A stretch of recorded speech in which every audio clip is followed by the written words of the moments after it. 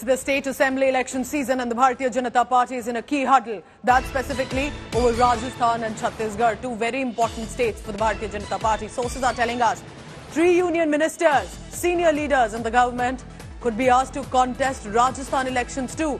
Remember, after references coming in that in Madhya Pradesh, there are union ministers set to contest now for the Congress-ruled Rajasthan too. Gajendra Shekhawat, Arjun Ram Meghwal, senior ministers, both of them in the government, could they be contesting elections? Because Rajasthan and Chhattisgarh members of parliament will likely be asked for that. Sources are telling us that there is, of course, this formula that has been picked up from, for example, from Madhya Pradesh recently for Rajasthan and Chhattisgarh too.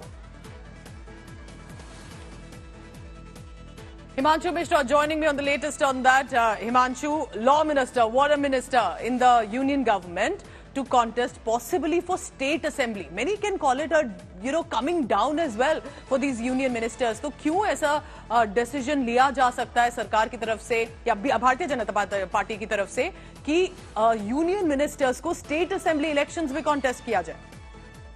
देखिए पूजा, बिल्कुल Bharatiya Janata party को ये लगता है कि अगर हम चुनाव जीत सकते हैं जी, अपने बड़े नेताओं को मैदान में उतार के विधानसभा के, तो भारतीय जनता पार्टी में इसमें हिचकती नहीं है। भारतीय जनता पार्टी ने ये एक्सपेरिमेंट पहले भी किए हैं और उसमें कई बार उनको सक्सेस मिला है। इसीलिए आप देखेंगे मध्य प्रदेश, इसीलिए आप राजस्थान में कहा गया है कि जितने सीनियर लोग हैं वो तैयार रहे, चाहे वो मंत्री हैं केंद्र सरकार में या सांसद हैं, उनको तैयार रहना होगा। और यहाँ तक भी एक स्ट्रेटेजी है कि जोधपुर की जो सरदारपुरा सीट है उस पे सीएम अशोक गहलोत को कैसे जो है घेरा जा सकता है, एक मजबूत उम्मीदवार देके, उसको लेकर भी पार्टी की एक प्लानिंग चल रही है।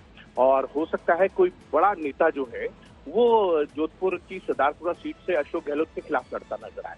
कई सांसदों को मैदान में उतारा जा सकता है। देखिए जो लोकसभा के चुनाव हैं वो 24 में है, यानी कि विधानसभा चुनाव के बाद 6 महीने बाद अगर सरकार बन जाती है तो भारतीय जनता पार्टी को एक एज मिलता है।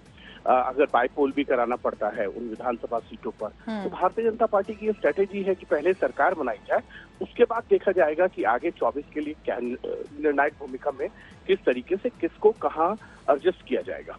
Very interesting. Himanshu Mishra will be tracking the latest on that, asking the union ministers to contest assembly elections and win it for the party. It's a big test as much for the BJP.